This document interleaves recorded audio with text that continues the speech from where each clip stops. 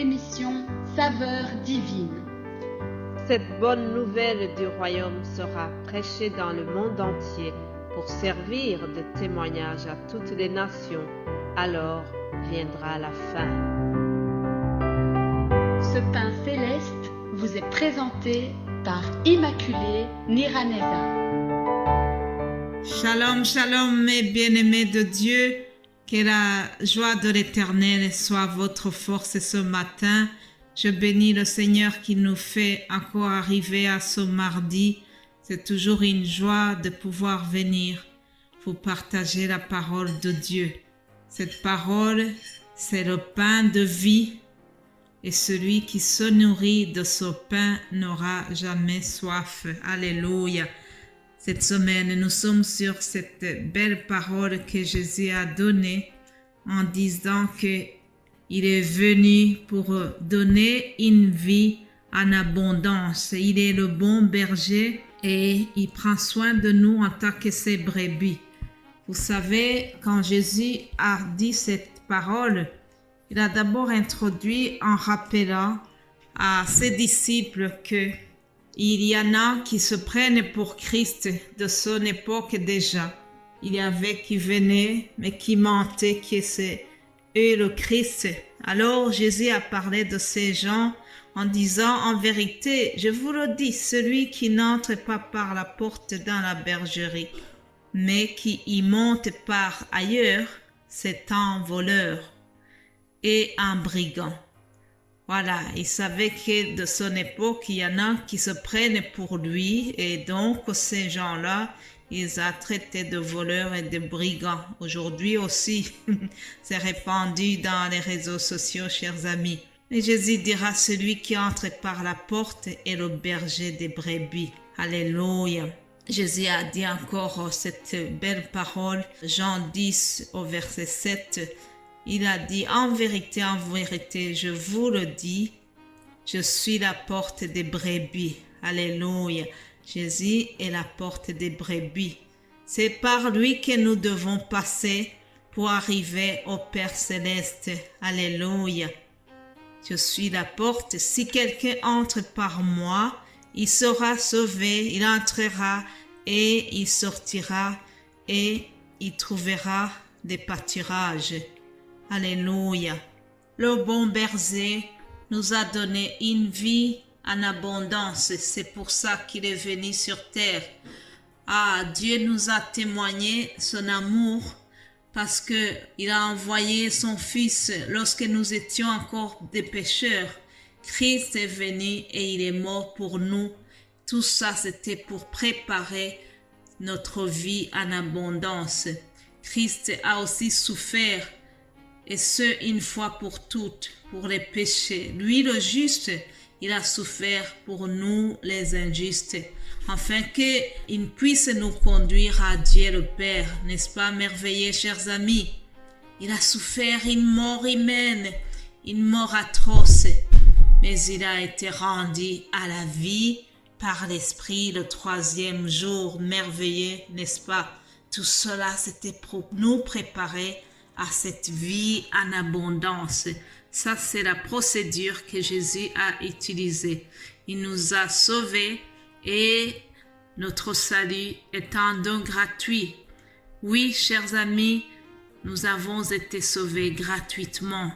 Éphésiens chapitre 2, 8 à 9, il est écrit, « En effet, c'est par la grâce que vous êtes sauvés, par le moyen de la foi.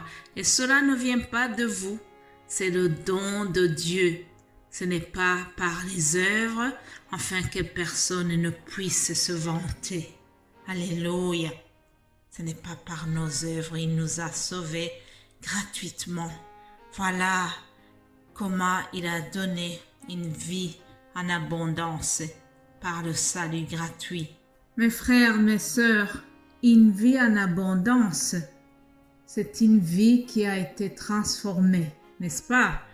On ne peut pas rester sans être touché par la parole, sans être transformé et dire que nous avons une vie en abondance.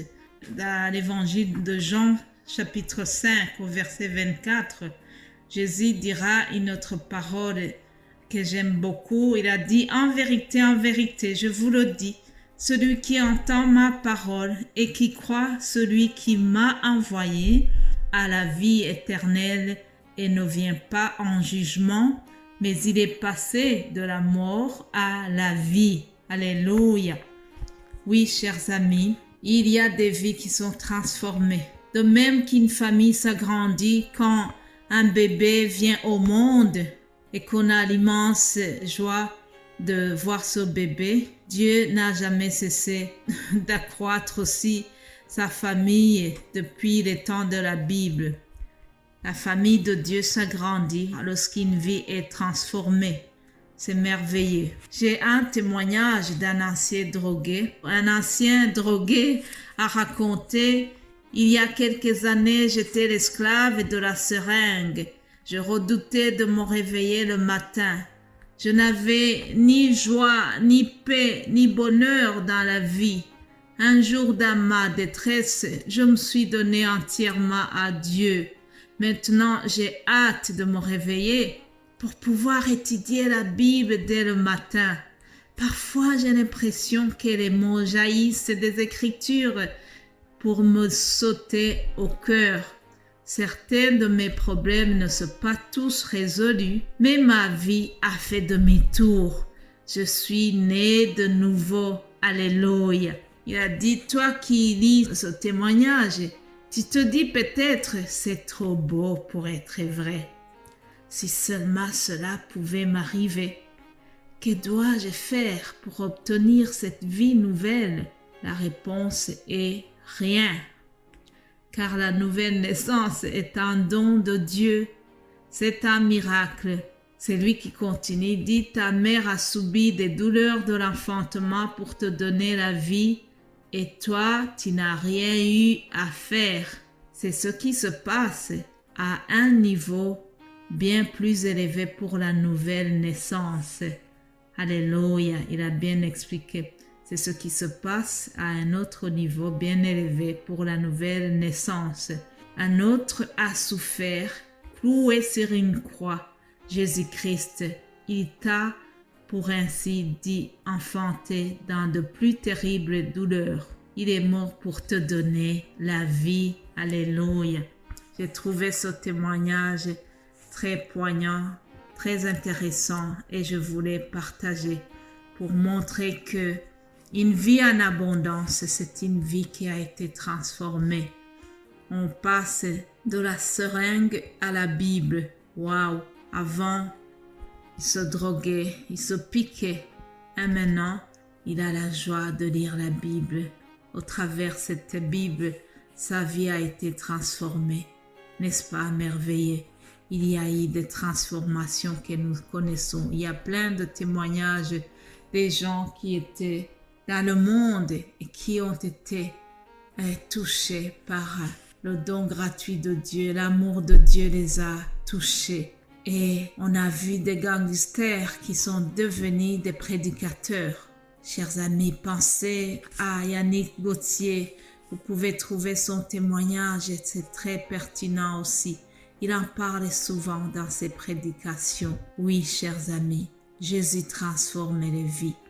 Une vie transformée devient une vie en abondance. Je vous souhaite de mener de pareilles vies. Je souhaite aussi d'avoir une vie en abondance, d'être transformé tous les jours, de ressembler chaque jour de plus à notre Seigneur Jésus-Christ. Une transformation continue, une vie en abondance. Alléluia.